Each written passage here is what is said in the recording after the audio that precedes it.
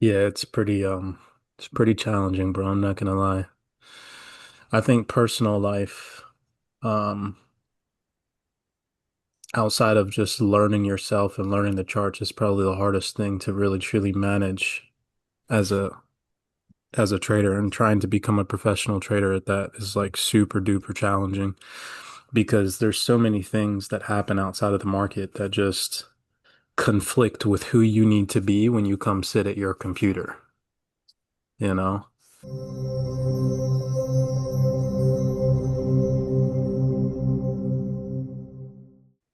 Um, all right, so first, I always try to just and I don't know if people pay attention to this, we're always just talking and communicating about what it is that we see, and we're all pretty damn freaking accurate with our analysis. So I mentioned to you guys this rising. I'm still bullish, but I think that they're toying around with people. I can see them making some form of a slight pullback at some point before they rally up, shooting up for the highs on the 4 hour and the daily. A bit nerve-wracking to buy from these highs on the higher time frame because the RR just isn't there. So I will be waiting to see if on the 15 minute we can get some form of pullback. That's very important for today's analysis. Even a small one to set up for a better RR for buys, at least until the higher time frame says otherwise. And I will adjust as I go. So that was kind of just like my overall bias for the day. In terms of fundamentals, how did I gather that and how did I support kind of like this bullish thesis? Well, yesterday, aside from the yen carry trade unwind or the possibility of thereafter causing demand for safe haven intraday, we had the ISM data that came out yesterday, and that data supported the dovish rate cut narrative. I gave you guys that entire breakdown over in the Cypress chat in the fundamental section yesterday, and that continued to hold weight today. So if you scroll down here, the fundamentals that I was sharing this rise in, you can see 8:20 a.m., about 10 minutes before the market opened. I said analysts today align with what I mentioned in yesterday's report about the ISM figures. And it says the unexpected contraction in U.S. manufacturing activity in November supports the case for the Fed to cut interest rates in December. We know when the markets are pricing in a future environment of monetary easing, it usually tends to benefit futures markets, stocks, so on and so forth. Sometimes crypto, but right now the environment for safe haven demand is kind of weighing on crypto uncertainty. Nonetheless, so I used that today in my analysis because that didn't change. On top of that, yesterday we had Jerome Powell speak at the Stanford University, and he did not say anything that offset the current probability of rate cuts in December, which currently hover at about 85% chance. So he didn't mention monetary policy. He didn't talk about the US economy yesterday. And so I dropped this article, this rising as well, shortly after the market opened. And it just goes into detail on how the market's still pricing in rate cuts and how Jerome Powell did not change that narrative yesterday. So again, another contributing factor today as to why I was continuing to look for buys because nothing changed the sentiment from over the past consecutive couple of weeks, which is a massive recovery in Nasdaq and MNQ due to the markets pricing in rate cuts at this next Fed meeting, right? It's almost like it's going to be a buy the rumor, sell the news event. In my personal opinion, you can see that they're pushing price up to the highs prior to the announcement of the rate cuts. Watch them cut rates. Everybody thinks it's going to be bullish for risk assets, but it's already priced in. And then when they cut rates, they dump, create a pullback as they reset their order books, probably into the new year, something like that. It's kind of what I'm seeing for now. But nonetheless, overall, I'm just trying to show you guys the fundamental backdrop today. And then on top of that, we also had some profit taking on gold, right? So you can see here, gold prices ease on firmer treasury yields as US data is in focus. And so that headline right there, we know, and I've told you guys in previous videos and breakdowns that whenever we see profit taking in safe haven assets, especially considering that yesterday gold rallied, silver rallied, the yen rallied. When we see profit taking in those assets, it usually tends to get rolled over into riskier assets, in some cases crypto, but in most cases the futures markets. And so that was just another kind of support mechanism today that I utilized as to why I was still bullish overall. So that was my fundamental um, kind of backdrop and support today going into today's trading session. Now, heading over to the Sierra charts with the 4 hour time frame, the daily time frame that's here on the top left. Then we'll transition into the 4 hour analysis. That'll then lead us into the 15 minute. And then we'll open the 1 minute, take a look at that, and then go down into the entry criteria on the 5T. All right. So first, you guys already had my thesis for the day was bullish. I continued to trade in tandem with that order flow. Taking a look too on the daily time frame, you can see lots of bullish activity. Myself and Scalper and even Justin this rising noticed a lot of activity here in this area. There was a support.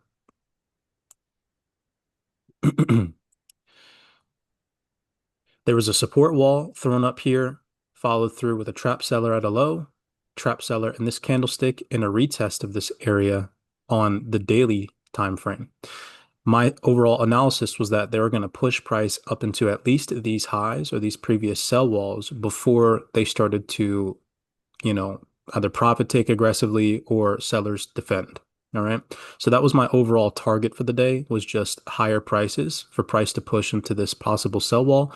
I obviously, of course, closed my position. I didn't want to be greedy as I am traveling. I just wanted to be in and out of the market. Nonetheless, that was my overall higher time frame bias, is that as long as price was above these trap sellers here on the daily, I was going to continue to look for buys. Now, overall, I'm still net bullish. Even if we were to have broken today below these trap sellers at these lows, I would have just started to look for some buy positions down here in these pullback areas or where there were previously trapped buyers at highs, and that turned into support, and we started to create structure on the daily. Nonetheless, though, nice little tiny pullback into this previous support area, trapped seller here, and then the market continued on the daily. So overall daily time frame was still bullish. Taking a look at the 4 hour, this is where it gets a little bit more fine-tuned. So on the 4 hour, yesterday's price action, we have a trapped buyer over here to the left-hand side at roughly around the 25,500, which we had all talked about in the order flow channel being an area of interest. And yesterday, I'm sure that a lot of us took some sell positions. I know Scalper did. I know I did. I know Justin did. We took some sell positions when we saw this trapped buyer here at the 25,500. They retested that, and then sellers tried to make an attempt to defend. Today, however, you can see that, again, we're seeing a bunch of sellers trapped at lows, and price is still remaining net bullish above these levels. And so what I did today is I came in on the 4 hour and I started highlighting other areas that market makers could push price back up into before sellers start to show their hand again. So that first area of interest was here in this trap sell volume at the 25,650. So I like clean psychological round numbers that coexisted with that. So I marked that area off as my first AOI for a possible target today during New York session if buyers were to continue with this overall bullish activity. I also highlighted this 4 hour trapped buyer down here, or it's again a buyer that became aggressive. Sellers tried to make an attempt to trap them, but they followed through with aggression on the lower time frames and were able to push price higher. I also highlighted these areas where we have trap sellers, extended that over to the left-hand side, and then last but not least, this trap seller down here at the 25,200. These were all my buy areas of interest for today's price action on the 4 hour. As long as price was above these areas, I was going to be looking for buy scalps. So just trying to show you guys kind of my overall higher time frame targets and my overall just kind of areas of interest for buys.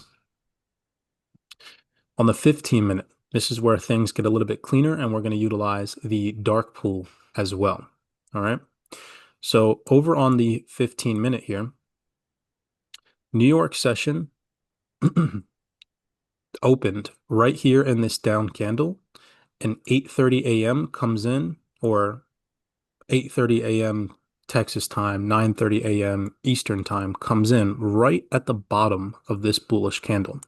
And so all the price action prior to the New York session open today is what you guys want to be paying very close attention to, and was super duper clean. So we have a delta held pattern at a dark pool, and that was kind of the bread and butter for today's trade on top of the overall fundamental backdrop that I already showed you guys was net bullish. And so here you can clearly see bullish structure. This gray box right here is that 4-hour area of interest that we took from the left-hand side where that trapped buyer existed in previous sessions. This was when price came up into that area. Sellers tried to trap buyers again. They made an attempt to defend and push price down and become aggressive, but they failed. And instead, we start to see the 1, 2, 3 delta held pattern. Right here, you can see there's a trapped seller at the bottom of this bearish candlestick. This creates the higher low formation. They come back. Sellers try to make an attempt to break and become aggressive underneath of this low. They fail, and on the lower time frames, you'll see that they get trapped at these lows. But this leads to a shift in momentum. So there was a lot of sell pressure in this candlestick, but it was not enough to follow through and break any previous bullish order flow. You can see that here. When I say bullish order flow, I simply just mean previous higher lows in the market. Here's a previous higher low. And so if sellers were truly in control, even though they might have been at these highs, they would have pushed price action down with enough momentum to break previous bullish order flow. Maybe even possibly break the VWAP here on the 15-minute, which is very important. I've tried to tell you guys I use this in my trading. If price is above the VWAP, we usually are looking for buys. If price is below the VWAP, we usually are looking for sells, right? Or discounted buying opportunities. Nonetheless, again, price came down into this previous area. This is all prior to the New York session, and we see buyers become aggressive in this bullish candle with enough momentum to break the previous high where buyers previously existed and were trapped by sellers. So this to me was the 1. This to me was the 2. The new A to B move has now been formulated, or the new 1 to 2 range. And so again, during New York session open, we don't want to be chasing price action at highs, buying at a premium. We want to wait for a discount. So in my analysis, I told you guys I wanted to see even a slight pullback on the 15-minute. This is why I told you guys that. So right prior to the New York session, we see a buyer get trapped at a high. This is all the people prior to the New York session that were like, oh my God, I'm going to buy the breakout. Nope, market makers were like, psych, you're trapped. Then they followed through with sell pressure. We see a sell wall here. And then they push price starting to discount it prior to the New York session down into the base that on the lower time frame, you'll be able to see very clearly where here's the liquidation, the low, followed through with a higher low that comes in after that and the move to the upside. In the CYPRX 2.0 content, this is that higher low that I try to get you guys to highlight as to where you're going to be looking to buy from a discount in the future, right? And so on the 15-minute, I highlighted from the candlestick body down to the wick and extended that over to the right-hand side. That was my area of interest or my base for today's trade. I wanted to see price come back down into that. That also aligned with a retest of the VWAP here. And it also aligned with a pullback into the delta or the dark pool, excuse me. All right. So that was my 15-minute analysis. You can see price came down, continued the overall higher time frame bullish order flow. Price continued to rally, making a new A to B move. Prior to the session, they trapped buyers at highs, tried to become aggressive with sells. They failed. We see another support mechanism thrown up here, a retest of the base, and now we'll jump down to the lower time frame to show you guys how that price action looks. All right. So that was my 15-minute. On the 1-minute, the 1-minute was probably the cleanest chart today. Okay, sweet. All right. So on the 1-minute time frame, things become so much clearer. All right. So here you can see right down at the bottom, this is that 8:30 Central Time, New York Open, 9:30 a.m. Open on Eastern Time, right down here in the bottom. So again, paying attention to price action before the New York Open, here you can see it a lot cleaner. On the 15-minute, I already broke down for you guys. This was that 15-minute candle here. This is where that CYPRX 2.0 pattern that I like to pay attention to, right? The market maker pattern, they're going to push price action higher. Whatever you want to call it, it doesn't matter as long as you have the ability to see it and trade in tandem with this order flow and not against it. So prior to the New York session, this is where that trapped buyer was at this high. Sellers, you'll notice all in this area do not become aggressive enough, like I mentioned, to break previous higher lows on the higher time frame, which exist here.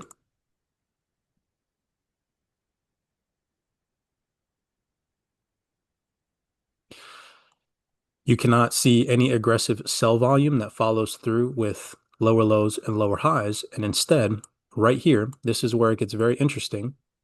I pay very close attention to this pattern, and I'm pretty sure Tez has said that he does as well. This is where you really have to apply logic and common sense.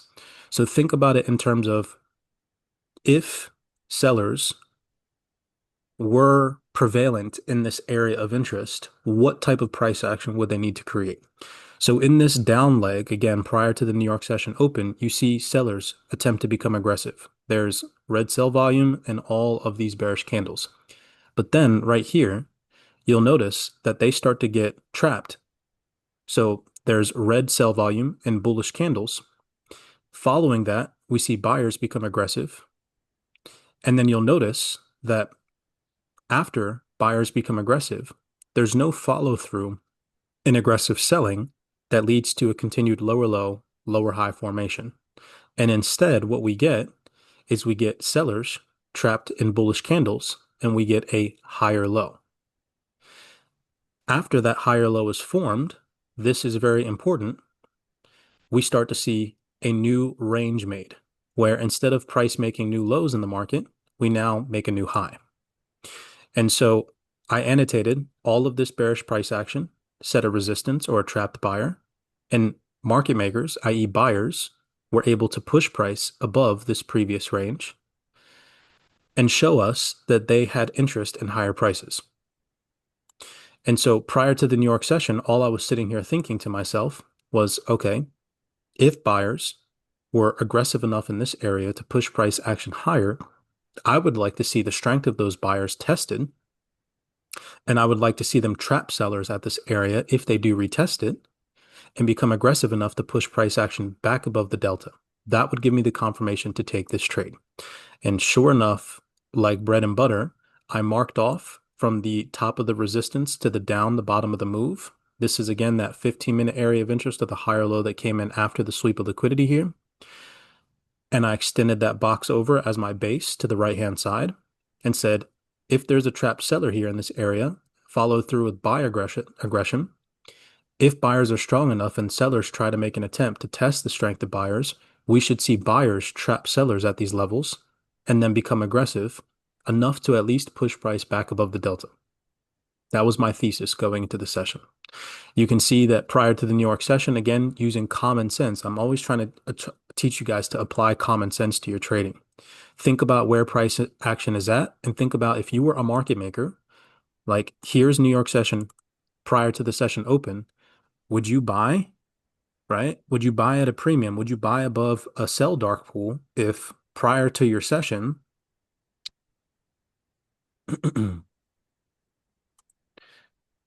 market makers prior to the session open were buying down here? No, you wouldn't, right? And so most retail traders don't think that way. They think in terms of emotions and they can't control themselves. And so when they see all these bullish candlesticks and a breakout, they're probably buying into all this. We're patient and we wait. And so all that I did was I simply waited for price to pull back into this area of interest and to the freaking pip, it touched this area. Once price retested, I did not buy aggressively here, albeit this could have been an aggressive entry with a nice tight stop loss beneath the low. I waited to see a trapped seller. And so in this bullish candlestick, you can see exactly that. We see an aggressive buyer, seller trapped at a low, and then also a seller trapped in this bullish candlestick. I still did not buy yet. I wanted to see a break and a retest of the dark pool. And so once price started to retest and revisit this sell wall here on the lower time frame, when we get into the 5T, this was a pullback. This was that retest of the dark pool that I wanted to see. So price pulled back, retested the dark pool, and then again on the 15-minute, on the 1 minute, we see a bullish candlestick. This is on the lower time frame, a break of all of this bearish structure. And what you'll notice is yet again, this is a 1, 2, 3 pattern. So if I were to clone this, bring this over, you can see that this one bullish candlestick broke all of this bearish price action. And so this was my new A to B move. So from the delta or the dark pool here in this 1 minute candle, This is the new high where buyers were trapped. But then when price came back to revisit the dark pool, you can see a trap seller right there at the low. On the 1 minute, this trap seller was my entry. My stop loss was nice and tight beneath this trap seller, or on the lower time frames on the 5T, this is a higher low. And that was my entry for today, right? So very clean on the 1 minute. We'll jump down now to the 5T. But overall, that is what I was seeing on the 1 minute and why I was super confident in entering on the lower time frame. So you'll notice that all of these drawings will transgress over to the 5T, and you'll see exactly what I'm talking about. Right when we came back down to revisit the dark pool, a bunch of sellers tried to become aggressive, and buyers just trapped them right at the dark pool. That led to a break in structure. That was my confirmation that buyers are still in control. All that was left for me to do was wait for a tiny pullback and then the entry. And on the 1 minute, we got that, followed with a trap seller at a low in a bullish candlestick, right? So let's minimize that. And let's now go into the 5T. Here's the break of that dark pool that I mentioned on the 1 minute time frame. So here you can see they break back above the dark pool. Sellers get trapped at the dark pool and they continue with bullish order flow. So right here, this is where I started to facilitate and look for entries. You can see that we started to create a new A to B move. As buyers become aggressive. You don't want to buy and chase into that hype. You want to wait for a pullback. So simply all I did was I waited for a pullback. Right here at the bottom of this pullback, you can see a trapped seller. That was my new A to B move. Price held bullish order flow above the dark pool. This trapped seller was my entry. This trap seller followed through with buyer aggression and a higher low, and more trap sellers followed through with buyer aggression was my confirmation that this was a good trade, right? All that was left for me to do was just hold this position all in this area when price started to reaccumulate, even though we went a bit higher. This large seller here followed through with all these buyers trapped at these highs is where I secured profit just in case sellers followed through with aggression and were able to beat buyers and push price down. I didn't want to get caught in that. So as soon as this large seller followed through with trapped buy volume at these highs, broke all of these little tiny fractal supports, that's when I started to exit my position, took profit, closed my Sierra charts for the day, done in and out of the markets, right? So a nice little tiny scalp from the top down, right? So very simple. I wish I could expand this a little bit bigger so that way you guys could see the drawings and how they come down to the lower time frames, but my computer's screen is pretty small right now, so I apologize. Thought that was going to be a little bit easier. Um, but yeah, nonetheless, that was the overall position here. You guys can see it a little bit better. So here's let me see. I really want you guys to see the New York Open. Hold on. All right. So here's that New York Open, like I mentioned. Where we got, let's do an arrow. This is the New York Open right here in this area. So prior to the New York Open, you can see on even the 5T, here's that sweep of liquidity. Here's the higher low that comes in after. I highlighted from this higher low, extended that box tool or the rectangle tool over to the left-hand side. Here you can see they broke all the bearish structure, continuing with the new A to B move. We see sellers become aggressive here in this area. And if these sellers were aggressive enough to take control of buyers, think about it logically speaking, what would they have done? They would have made a new low in the market, right? They would have broken all of this previous bullish price action. They did not. And instead, right at the New York Open, they came back. They tested the strength of the buyers in this area. Buyers trapped sellers at these lows, and they continued through with aggression. Once price broke above the dark pool, you can see now why I was looking to enter. We created a new A to B move above the dark pool. Here's your new range. So here's a higher low that comes in right before price moves to break this previous resistance or all of this bearish order flow. And so simply in my brain, I didn't do this in the live market, but here's your new base.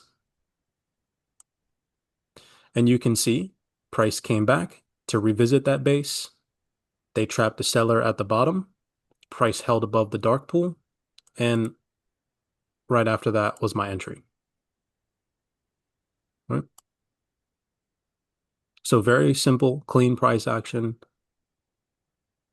Can't get any cleaner than this, honest to God. And honestly, it's even better too when it comes right at the beginning of the session, because then you can just fuck off for the rest of the day and you don't really have to worry about anything. I hate when you're literally waiting around for a trade all of the session because that can seriously emotionally drain you. People don't really understand how emotionally draining trading can be when you're waiting around for trades. And in between, then you're just kind of like anticipating and things of that nature. So when you get really clean setups at the beginning of the session, those are beautiful days to just journal, close your charts for the day, in and out, 30 minutes into the session, beautiful, right? Couldn't ask for any more from the market makers. All right. So any questions or anything that you guys were seeing that you want to break down? Relatively simple and easy trade today. CYPRX 2.0 to the T, institutional order flow to the frickin' T. Everything that we teach in this community played out today in this one trade. So super beautiful. Any feedback you E- guys want to give or what you all Yeah. are seeing? Floor is Um, open. Even if you missed that one right off the open, when we were on the call, it played out, everything likes to move delta to delta. Well, if you look at the live action right now on the 1 minute, Sure, let's go through the so 1 minute. it sold off from that 650 trap buyers. And what did it do? It went right down to the top of the previous sell delta, and it did exactly what it did at like 8 in the morning. And it did a buy delta held setup, and you would have had a nice move from 547, 550 area all the way back up to the top of the sell delta at Yep. 636. And I actually took that trade while we were talking. It's too clean, bro. It's too clean. If you are very patient and you can control your emotions and you just understand not to buy unless price is at a previous discount where they were buying from before, trapping sellers and becoming aggressive, it's relatively simple. I mean, even here, if you were just like looking at this, a previous resistance, extending that over to the left-hand side or right-hand side, excuse me, and looking at this as your base or retest, right? That was a super clean trade. So, and then Boom. also too, you could even think of it as imagine, right, all the early sellers that you have up here at these highs, they came back for them here. Now it would be interesting if they were to dump down into the lows. But yeah, great trade, bro. Great trade. Amen. This area too becomes very interesting right here.